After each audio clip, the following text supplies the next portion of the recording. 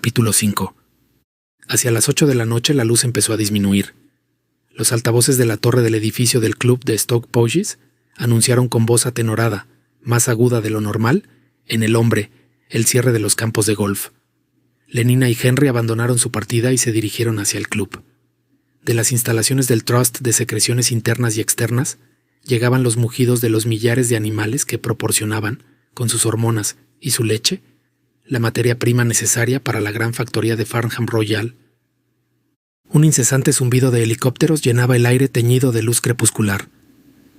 Cada 2 minutos y medio, un timbre y unos silbidos anunciaban la marcha de uno de los trenes monorraíles ligeros que llevaban a los jugadores de golf de casta inferior de vuelta a la metrópoli.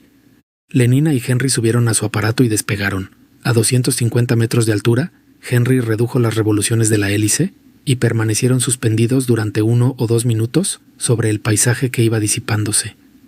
El bosque de Burham Beaches se extendía como una gran laguna de oscuridad hacia la brillante ribera del firmamento occidental. Escarlatas en el horizonte, los restos de la puesta de sol palidecían, pasando por el color anaranjado, amarillo más arriba y finalmente verde pálido, acuoso. Hacia el norte, más allá y por encima de los árboles, la fábrica de secreciones internas y externas resplandecía con un orgulloso brillo eléctrico que procedía de todas las ventanas de sus 20 plantas. Saliendo de la bóveda de cristal, un tren iluminado se lanzó al exterior. Siguiendo su rumbo sudeste a través de la oscura llanura, sus miradas fueron atraídas por los majestuosos edificios del crematorio de Slough. Con vistas a la seguridad de los aviones que circulaban de noche, sus 4 altas chimeneas aparecían totalmente iluminadas y coronadas con señales de peligro pintadas en color rojo. Eran un excelente mojón. ¿Por qué las chimeneas tienen esa especie de balcones alrededor?, preguntó Lenina. Recuperación del fósforo, explicó Henry telegráficamente. En su camino ascendente por la chimenea, los gases pasan por 4 tratamientos distintos. El P, 2 o 5, antes se perdía cada vez que había una cremación. Actualmente se recupera más del 98% del mismo. Más de 1,5 kilos por cada cadáver de adulto. En total, casi 400 toneladas de fósforo anuales, solo en Inglaterra. Henry hablaba con orgullo, gozando de aquel triunfo como si hubiese sido suyo propio. Es estupendo pensar que podemos seguir siendo socialmente útiles, aún después de muertos, que ayudamos al crecimiento de las plantas. Mientras tanto, Lenina había apartado la mirada y ahora la dirigía perpendicularmente a la estación del monorraíl. Sí, es estupendo, convino, pero resulta curioso que los alfas y betas no hagan crecer más las plantas que esos asquerosos gamas, deltas y epsilones de aquí. Todos los hombres son físico-químicamente iguales, dijo Henry sentenciosamente. Además, hasta los epsilon ejecutan servicios indispensables. Hasta los epsilones. Lenina recordó súbitamente una ocasión en que, siendo todavía una niña, en la escuela, se había despertado en plena noche y se había dado cuenta, por primera vez, del susurro que acosaba todos sus sueños. Volvió a ver el rayo de luz de luna, la hilera de camitas blancas. Oyó de nuevo la voz suave, suave, que decía, las palabras seguían presentes, no olvidadas, inolvidables después de tantas repeticiones nocturnas. Todo el mundo trabaja para todo el mundo. No podemos prescindir de nadie. Hasta los epsilones son útiles. No podíamos pasar sin los epsilon. Todo el mundo trabaja para todo el mundo. No podemos prescindir de nadie. Lenina recordaba su primera impresión de temor y de sorpresa, sus reflexiones durante media hora de desvelo, y después, bajo la influencia de aquellas repeticiones interminables, la gradual sedación de la mente, la suave aproximación del sueño. Supongo que a los epsilones no les importa ser epsilones, dijo en voz alta. Claro que no, es imposible. Ellos no saben en qué consiste ser otra cosa.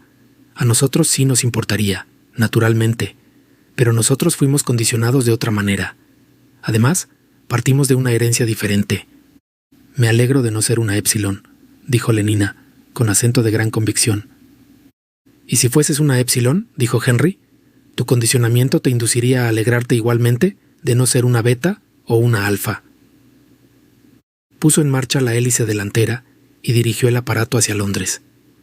Detrás de ellos, a poniente, los tonos escarlata y anaranjado casi estaban totalmente marchitos, Una oscura faja de nubes había ascendido por el cielo. Cuando volaban por encima del crematorio, el aparato saltó hacia arriba, impulsado por la columna de aire caliente que surgía de las chimeneas, para volver a bajar bruscamente cuando penetró en la corriente de aire frío inmediata. «¡Maravillosa montaña rusa!», exclamó Lenina riendo complacida. Pero el tono de Henry por un momento fue casi melancólico. «¿Sabes en qué consiste esta montaña rusa?», dijo. «Es un ser humano que desaparece definitivamente. Esto era ese chorro de aire caliente. Sería curioso saber quién había sido, si hombre o mujer, alfa o epsilon». Suspiró, y después con voz decididamente alegre concluyó. «En todo caso, de una cosa podemos estar seguros. Fuese quien fuese, fue feliz en vida. Todo el mundo es feliz, actualmente». «Sí, ahora todo el mundo es feliz», repitió Lenina como un eco. Habían oído repetir estas mismas palabras 150 veces cada noche durante 12 años. Después de aterrizar en la azotea de la casa de apartamentos de Henry, de 40 plantas, en Westminster, pasaron directamente al comedor. En él, en alegre y ruidosa compañía, dieron cuenta de una cena excelente. Con el café sirvieron soma. Lenina tomó 2 tabletas de medio gramo, y Henry, 3. A las 9:20 cruzaron la calle en dirección al recién inaugurado cabaret de la abadía de Westminster. Era una noche casi sin nubes, sin luna y estrellas, pero, afortunadamente, Lenina y Henry no se dieron cuenta de este hecho más bien deprimente. Los anuncios luminosos, en efecto, impedían la visión de las tinieblas exteriores. Calvin Stopes y sus 16 saxofonistas. En la fachada de la nueva abadía, las letras gigantescas destellaban acogedoramente. El mejor órgano de colores y perfumes. Toda la música sintética más reciente. Entraron. El aire parecía cálido y casi irrespirable a fuerza de olor de ámbar gris, tomadera de sándalo. En el techo abovedado del vestíbulo, el órgano de color había pintado momentáneamente una puesta de sol tropical. Los 16 saxofonistas tocaban una vieja canción de éxito. «No hay en el mundo un frasco como mi querido frasquito». 400 parejas bailaban un fib-step sobre el suelo brillante, pulido. Lenina y Henry se sumaron pronto a los que bailaban. Los saxofones maullaban como gatos melódicos bajo la luna, gemían en tonos agudos, atenorados, como en plena agonía. Con gran riqueza de sones armónicos, su trémulo coro ascendía hacia un clímax, cada vez más alto, más fuerte, hasta que al final, con un gesto de la mano, el director daba suelta a la última nota estruendoso de música etérea y borraba de la existencia a los 16 músicos, meramente humanos, un trueno en la bemol mayor. Luego seguía una deturgescencia gradual del sonido y de la luz, un disminuyendo que se deslizaba poco a poco, en cuartos de tono, bajando, hasta llegar a un acorde dominante susurrado débilmente, que persistía, mientras los ritmos de 5x4 seguían sosteniendo el pulso, por debajo, cargando los segundos, ensombrecidos por una intensa expectación. Y, al fin, la expectación llegó a su término. Se produjo un amanecer explosivo, y, simultáneamente, los 16 rompieron a cantar. «Frasco mío, siempre te he deseado. Frasco mío, ¿por qué fui decantado? El cielo es azul dentro de ti, y reina siempre el buen tiempo, porque no hay en el mundo ningún frasco que a mi querido frasco pueda compararse». Pero mientras seguían el ritmo junto con las otras 400 parejas, alrededor de la pista de la abadía de Westminster, Lenina y Henry bailaban ya en otro mundo, el mundo cálido abigarrado, infinitamente agradable de las vacaciones del Soma. Cuán amables, guapos y divertidos eran todos. Frasco mío, siempre te he deseado. Pero Lenina y Henry tenían ya lo que deseaban. En aquel preciso momento se hallaban dentro del frasco, a salvo, en su interior, gozando del buen tiempo y del cielo, perennemente azul. Y cuando, exhaustos, los 16 dejaron los saxofones y el aparato de música sintética empezó a reproducir las últimas creaciones en blues maltusianos lentos, Lenina y Henry hubieran podido ser 2 embriones mellizos que girasen juntos entre las olas de un océano embotellado de sucedáneo de la sangre. Buenas noches, queridos amigos. Buenas noches, queridos amigos. Los altavoces velaban sus órdenes bajo una cortesía campechana y musical. Buenas noches, queridos amigos. Obedientemente, con todos los demás, Lenina y Henry salieron del edificio. Las deprimentes estrellas habían avanzado un buen trecho en su ruta celeste, pero aunque el muro aislante de los anuncios luminosos se había desintegrado ya en gran parte, los dos jóvenes conservaron su feliz ignorancia de la noche. Ingerida media hora antes del cierre, aquella segunda dosis de soma había levantado un muro impenetrable entre el mundo real y sus mentes.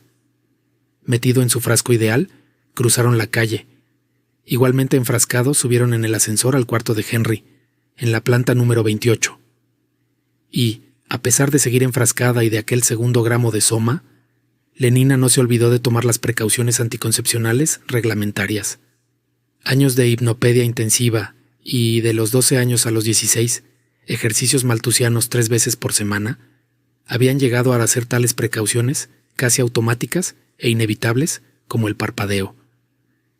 «Esto me recuerda», dijo al salir del cuarto de baño, «que Fanny Crown quiere saber dónde encontraste esa cartuchera de sucedáneo de cuero verde que me regalaste». Un jueves sí y otro no, Bernard tenía su día de servicio y solidaridad. Después de cenar temprano en el Aphroditeum, del cual Helmholtz había sido elegido miembro de acuerdo con la regla segunda, se despidió de su amigo y, llamando un taxi en la azotea, ordenó al conductor que volara hacia la cantoría comunal de Fordson. El aparato ascendió unos 200 metros, luego puso rumbo hacia el este, y, al dar la vuelta, apareció ante los ojos de Bernard, gigantesca y hermosa, la cantoría. «Maldita sea, llego tarde», exclamó Bernard para sí cuando echó una ojeada al Big Henry, el reloj de la cantoría. Y, en efecto, mientras pagaba el importe de la carrera, el Big Henry dio la hora. Ford cantó una inmensa voz de bajo a través de las trompetas de oro. «Ford, Ford, Ford», 9 veces. Bernard se dirigió corriendo hacia el ascensor. El gran auditorium para las celebraciones del Día de Ford y otros cantos comunitarios masivos se hallaba en la parte más baja del edificio. Encima de esta sala enorme se hallaban, 100 en cada planta, las 7.000 salas utilizadas por los grupos de solidaridad para sus servicios bisemanales. Bernard bajó al piso 33, avanzó apresuradamente por el pasillo y se detuvo, vacilando un instante, ante la puerta de la sala número 3210. Después, tomando una decisión, abrió la puerta y entró. Gracias a Ford, no era el último. 3 sillas de las 12 dispuestas en torno a una mesa circular permanecían desocupadas. Bernard se deslizó hasta la más cercana, procurando llamar la atención lo menos posible y disponiéndose a mostrar un ceño fruncido a los que llegarían después. Volviéndose hacia él, la muchacha sentada a su izquierda le preguntó: «¿A qué has jugado esta tarde? ¿A obstáculos o a electromagnético?» Bernard la miró. Ford era Morgana Rothschild, y, sonrojándose, tuvo que reconocer que no había jugado ni a lo uno ni a lo otro. Morgana le miró asombrada, y siguió un penoso silencio. Después, intencionadamente se volvió de espaldas y se dirigió al hombre sentado a su derecha, de aspecto más deportivo. Buen principio para un servicio de solidaridad, pensó Bernard, compungido, y previó que volvería a fracasar en sus intentos de comunión con sus compañeros. Si al menos se hubiese concedido tiempo para echar una ojeada a los reunidos, en lugar de deslizarse hasta la silla más próxima, hubiera podido sentarse entre Fifi Bradlock y Joanna Diesel, y en lugar de hacerlo así había tenido que sentarse precisamente al lado de Morgana, Morgaisa, Ford, aquellas cejas negras de la muchacha, o aquella ceja, mejor, porque las dos se unían encima de la nariz, Ford, y a su derecha estaba Clara Detterding. Cierto que las cejas de Clara no se unían en una sola, pero realmente era demasiado neumática, en tanto que Fifi y Joanna estaban muy bien, regordetas, rubias, no demasiado altas, y aquel patán de Tom Kawaguchi había tenido la suerte de poder sentarse entre ellas. La última en llegar fue Sarojini Engels. «Llega usted tarde», dijo el presidente del grupo con severidad. «Que no vuelva a ocurrir». El presidente se levantó, hizo la señal de la T y, poniendo en marcha la música sintética, dio suelta al suave e incansable redoblar de los tambores y al coro de instrumentos, casi viento y supercuerda, que repetía con estridencia, una y otra vez, la breve e inevitablemente pegadiza melodía del primer himno de solidaridad. Una y otra vez, y no era ya el oído el que captaba el ritmo, sino el diafragma. El quejido y estridor de aquellas armonías repetidas obsesionaba, no ya la mente, sino las suspirantes entrañas de compasión. El presidente hizo otra vez la señal de la T y se sentó. El servicio había empezado. Las tabletas de soma consagradas fueron colocadas en el centro de la mesa. La copa del amor llena de soma en forma de helado de fresa pasó de mano en mano con la fórmula «Bebo por mi aniquilación». Luego, con el acompañamiento de la orquesta sintética, se cantó el primer himno de solidaridad. «Ford, somos 12. Haz de nosotros uno solo, como gotas en el río social. Haz que corramos juntos, rápidos, como tu brillante carraca». 12 estrofas suspirantes. Después la copa del amor pasó de mano en mano por segunda vez. Ahora la fórmula era «Bebo por el ser más grande». Todos bebieron. La música sonaba, incansable. Los tambores redoblaron. El clamor y el estridor de las armonías se convertían en una obsesión en las entrañas fundidas. Cantaron el segundo himno de solidaridad. «Ven, oh ser más grande, amigo social, a aniquilar a los 12 en uno». Deseamos morir, porque cuando morimos nuestra vida nitz grande apenas ha empezado. Otras 2 estrofas. A la sazón, el soma empezaba ya a producir efectos. Los ojos brillaban, las mejillas ardían. La luz interior de la benevolencia universal asomaba a todos los rostros en forma de sonrisas felices, amistosas. Hasta Bernard se sentía un poco conmovido. Cuando Morgana Rothschild se volvió y le dirigió una sonrisa radiante, él hizo lo posible por corresponderle. Pero la ceja, aquella ceja negra, única, ¡ay!, seguía existiendo. Bernard no podía ignorarla. No podía, por mucho que se esforzara. Su emoción, su fusión con los demás no había llegado lo bastante lejos. Tal vez, si hubiese estado sentado entre Fifi y Johanna. Por tercera vez la copa del amor hizo la ronda. «Bebo por la inminencia de su advenimiento», dijo Morgana Rothschild, a quien, casualmente, había correspondido iniciar el rito circular. Su voz sonó fuerte, llena de exultación. Bebió y pasó la copa a Bernard. «Bebo por la inminencia de su advenimiento», repitió este en un sincero intento de sentir que el advenimiento era inminente. Pero la ceja única seguía obsesionándole, y el advenimiento, en lo que a él se refería, estaba terriblemente lejano. Bebió y pasó la copa a Clara Detterding. «Volveré a fracasar», se dijo, «estoy seguro». Pero siguió haciendo todo lo posible por mostrar una sonrisa radiante. La copa del amor había dado ya la vuelta. Levantando la mano, el presidente dio una señal. El coro rompió a cantar el tercer himno de solidaridad. ¿No sientes cómo llega el ser más grande? Alégrate, y al alegrarte, muere. Fúndete en la música de los tambores, porque yo soy tú y tú eres yo. A cada nuevo verso aumentaba en intensidad la excitación de las voces.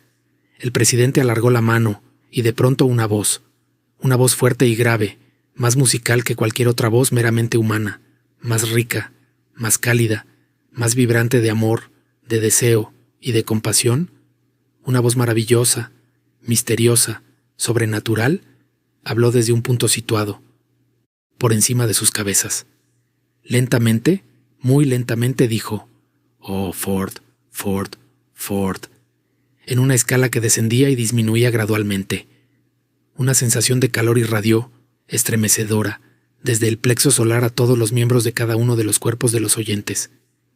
Las lágrimas asomaron en sus ojos. Sus corazones, sus entrañas, parecían moverse en su interior, como dotados de vida propia. Ford se fundían, Ford se disolvían. Después, en otro tono, súbitamente provocando un sobresalto, la voz trompeteó. «Escuchad, escuchad». Todos escucharon. Tras una pausa, la voz bajó hasta convertirse en un susurro, pero un susurro en cierto modo más penetrante que el grito más estentorio. «Los pies del ser más grande», prosiguió la voz. El susurro casi expiró. «Los pies del ser más grande están en la escalera», y volvió a hacerse el silencio, y la expectación, momentáneamente relajada, volvió a hacerse tensa, cada vez más tensa, casi hasta el punto de desgarramiento. Los pies del ser más grande. Oh, sí, los oían sus pisadas, bajando suavemente la escalera, acercándose progresivamente por la invisible escalera. Los pies del ser más grande. Y, de pronto, se alcanzó el punto de desgarramiento. Con los ojos y los labios abiertos, Morgana Rothschild saltó sobre sus pies. «¡Lo oigo!», gritó. «¡Lo oigo! ¡Viene!», chilló Sarojini Engels. «Sí, viene. ¡Lo oigo!». Fifi Bradloch y Tom Kawaguchi se levantaron. «¡Oh, oh, ol!», exclamó Joanna. «¡Viene!», exclamó Jim Bokanovsky. El presidente se inclinó hacia adelante y, pulsando un botón, soltó un delirio de címbalos e instrumentos de metal, una fiebre de tantanes. «¡Oh, ya viene!», chilló Clara de Terding. «¡Ay!», y fue como si la degollaran. Comprendiendo que le tocaba el turno de hacer algo, Bernard también se levantó de un salto y gritó. «¡Lo oigo! ¡Ya viene!». Pero no era verdad. No había oído nada y no creía que llegara nadie. Nadie, a pesar de la música, a pesar de la exaltación creciente. Pero agitó los brazos y chilló como el mejor de ellos. Y cuando los demás empezaron a sacudirse, a herir el suelo con los pies y arrastrarlos, los imitó debidamente. Empezaron a bailar en círculo, formando una procesión, cada uno con las manos en las caderas del bailarín que le precedía. Vueltas y más vueltas, gritando al unísono, llevando el ritmo de la música con los pies y dando palmadas en las nalgas que estaban delante de ellos. 12 pares de manos palmeando, como una sola, 12 traseros resonando como uno solo, 12 como uno solo, 12 como uno solo. Lo oigo venir. La música aceleró su ritmo. Los pies golpeaban más deprisa y las palmadas rítmicas se sucedían con más velocidad. Y, de pronto, una voz de bajo sintético soltó como un trueno las palabras que anunciaban la próxima unión y la consumación final de la solidaridad, el advenimiento del 12 en uno, la encarnación del ser más grande. Orgía Porfía cantaba, mientras los tantanes seguían con su febril tabaleo. Orgía Porfía, Fort y diversión, besad a las chicas y hacedlas uno. Los chicos a la una con las chicas en paz. La orgía Porfía, libertad os da. Orgía Porfía. Los bailarines recogieron el estribillo litúrgico. Orgía Porfía, Fort y diversión. Besad a las chicas y hacedlas uno. Y mientras cantaban, las luces empezaron a oscurecerse lentamente, y al tiempo que cedía su intensidad, se hacían más cálidas, más ricas, más rojas, hasta que al fin bailaban a la escarlata luz crepuscular de un almacén de embriones. Orgía Porfía. En las tinieblas fetales color de sangre, los bailarines siguieron circulando un rato, llevando el ritmo infatigable con pies y manos. Orgía Porfía. Después el círculo osciló, se rompió y cayó desintegrado parcialmente en el anillo de divanes que rodeaban con círculos concéntricos, la mesa y sus sillas planetarias. Orgía Porfía. Tiernamente la grave voz arrullaba y sureaba, y en el rojo crepúsculo era como si una enorme paloma negra se cerniese, benévola, por encima de los bailarines, ahora en posición supina o prona. Se hallaban de pie en la azotea. El Big Henry acababa de dar las 11. La noche era apacible y cálida. «Fue maravilloso, ¿verdad?», dijo Fifi Bradloch. «¿Verdad que fue maravilloso?». Miró a Bernard con expresión de éxtasis, pero de un éxtasis en el cual no había vestigios de agitación o excitación, porque estar excitado es estar todavía insatisfecho. «¿No te pareció maravilloso?», insistió, mirando fijamente a la cara de Bernard con aquellos ojos que lucían con un brillo sobrenatural. «Oh, sí, lo encontré maravilloso», mintió Bernard. Y desvió la mirada. La visión de aquel rostro transfigurado era a la vez una acusación y un irónico recordatorio de su propio aislamiento. Bernard se sentía ahora tan desdichadamente aislado como cuando había empezado el servicio, más aislado a causa de su vaciedad no llenada, de su saciedad mortal, separado y fuera de la armonía, en tanto que los otros se fundían en el ser más grande. «Maravilloso de verdad», repitió, pero no podía dejar de pensar en la ceja de Morgana.